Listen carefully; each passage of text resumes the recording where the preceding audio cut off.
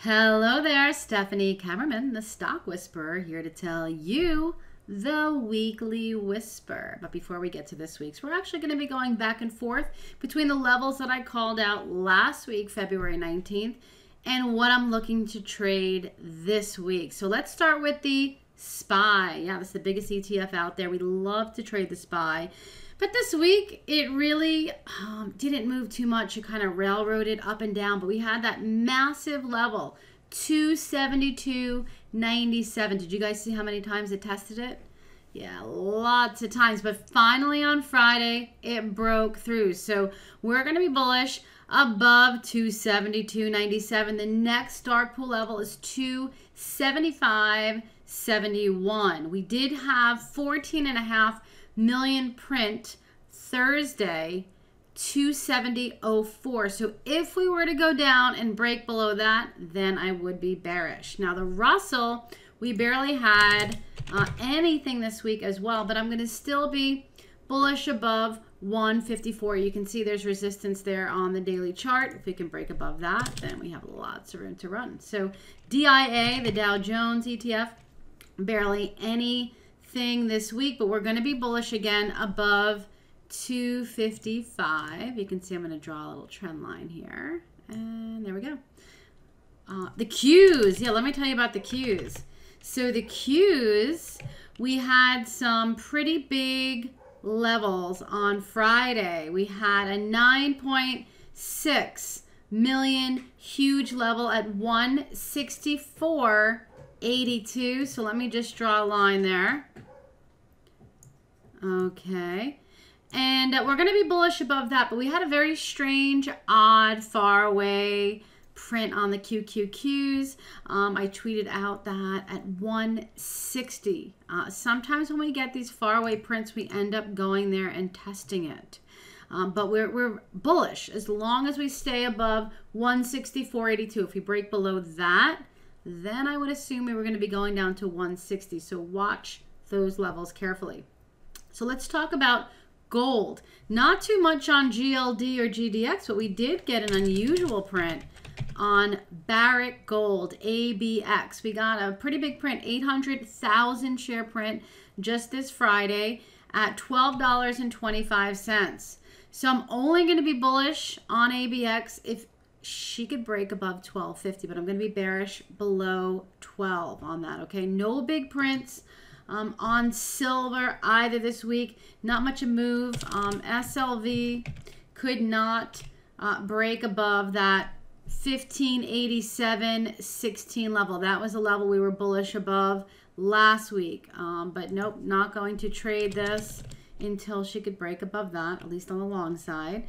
But let's talk about oil. You guys remember I called out those massive prints.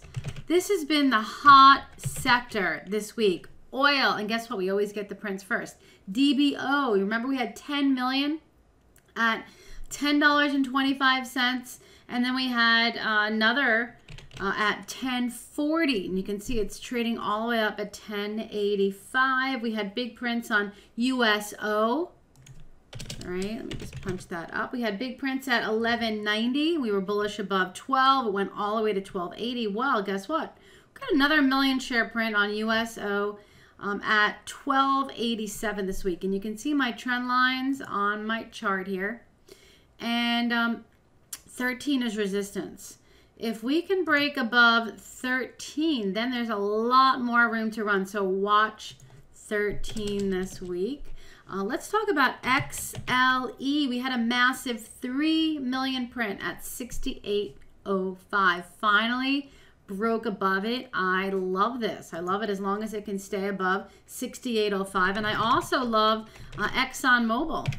Yeah, ExxonMobil, we had some pretty big prints last week. I'm going to be bullish above 77.50. That's a pretty key level. So this week, if we break above it, definitely a lot more room to run, at least to 80. That would be that first target on XOM.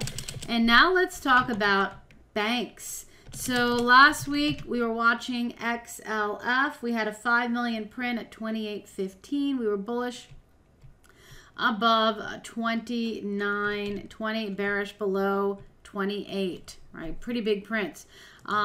This week, Bank of America, we just got 2 million in on Bank of America, 21.84. Last week, we also had prints around this 32 level, and you can see it really did nothing this week. Consolidation. Is this accumulation or distribution? Well, if it's accumulation, if they are buying the big guys, we're going to move much higher. So watch this 32 level and 32.31, right? That was where we had that last set of prints. If we break above that, I love Bank of America. We also got big prints on Wells Fargo this week.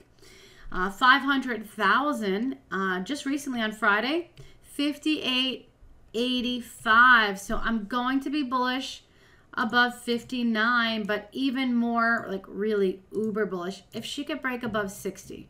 That's a really key level. The $5 increments are always the strongest, and we can break up through them. Yeah, that's when I like to go long. So watch Wells Fargo. But the biggest one of them all, you guys, I have never seen such a big print on AIG. 16 million. This thing is going to move. You can see the volume that came in on the 22nd. So the print was at $60.75. Now, remember, big prints have massive, huge splashes. So it's going to splash a bit, but it's going to move. So we're going to be bullish above 62.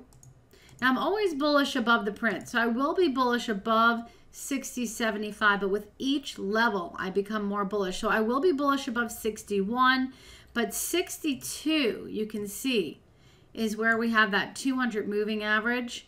Yeah, if she can break above that, then we're going much higher. But let's look to the downside as well. So I'm going to be bearish below the print, but again, it's having a big splash right now. So I'll be really bearish below 59. Okay, so let's watch this carefully this week. Now, what you can do, and what I did actually, is I put a strangle on. I went far out of the money calls, far out of the money puts, just looking for a massive move in either direction. And then I will add once we break through the level. So I'll add to the call side if we break above 61 and 62. And then I'll add to the put side if we break below 59. Okay, that's always a great strategy if we're unsure of whether or not they're buying or selling. Now let's move on to technology. XLK. So we had really big prints last week, if you remember, Apple, Facebook, and Google, and those guys were amazing. Apple ripped finally on Friday. We were bullish above 173. Well, this week, watch 175. Going to be bullish above that. And Facebook, oops, there we go. Facebook, we were bullish above 178. You can see it had a really nice move over the past couple days. This week, I am going to be bullish above, let's see, well, 185 is going to be resistance. So we're going to hit that. Sellers will come in. And then if we can break above it on that second test, lots of room to run to the upside. Look at Google. Very rare that we get Google prints. And we got some really nice ones last week, and it really moved. This week, I'm going to be bullish above 1125. That's a really key level. Just draw a line. And you can see on the daily chart, we do have a nice gap here. Just be careful, okay? Sometimes they do a gap fake out. They take it to the strongest level before the gap, pull it back, and then rip it forward. So watch 1125 for Google. Amazon. Amazon's been the big one. It hit a major level, 1500. It hit it, pull back, and then closed pretty much just above it. You can see these prints after hours were just a little bit higher, but we actually closed right on 1500. I mean, how crazy is that, right? What's the odds of that? Well, it happened. So we're going to be bullish above 1500 for Amazon. And remember that, you know, there's a huge percentage of the S&P 500 that's Amazon. So watching them together, very helpful this week. So what else do we have? Well, AT&T we were watching last week, bullish above 37, uber bullish above 37.50. Couldn't quite get there. Still watching it this week, but no big prints. But we did have some really nice prints on Verizon. I like Verizon down here. Finally came down to the 200 moving average, and we got some really nice prints. About 1.3 million, 47.60. And we got prints at 47.71. So we're going to be bullish above 48. So I can see a nice trade from 48 to about 50. That would be our first trade setup for Verizon. While we're on the topic of utilities, yeah, watch this XLU. XLU finally, let me show you the weekly chart, came down to the 200 moving average and took a nice bounce up. But here's the levels to watch. We had some massive prints back at the end of January at about $50.85, like a 3 million print. So if XLU can break above this 51 level, lot of room to go to the upside and a nice juicy dividend on that one. I think about 3%. So Disney, love Disney's been a great trade in my trading room this week. We had really nice prints at 104 and change. Then we had some prints that came in at 107. Looked like profit taking. It pulled back a little bit, but we did close above that. So I love Disney. Yep, as long as Disney can stay above 107, I love it. Now on to something else that I love, chocolate. Who doesn't love chocolate? I love dark chocolate. In fact, I'll be giving some out at the New York Traders Expo, so come on down this weekend. We got some dark pool chocolate bars.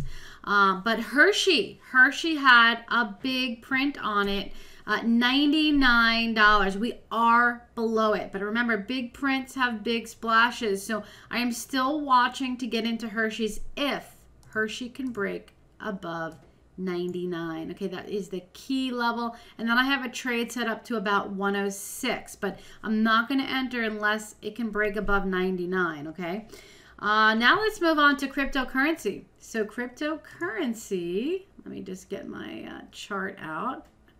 Hold on. Bitcoin, yeah, that 10,000 level was such a key level, and we had a really nice trade from 10,000 up until about 11,775. We've recently just dipped below it. We're at 98.50 right now. So look, if we can't break above that, then we'll move down lower. So that's really a key level. Ethereum last week, I was only bullish above 1,000. She could not break above it, so therefore I'm not bullish yet. But Litecoin had a really nice move. I was bullish above 200, and look at that amazing move to about 251.50. So come join me, trade live with me in the Java Pit trading room. Happy trading, everybody. No thinking, that's my secret. Gonna keep it my secret.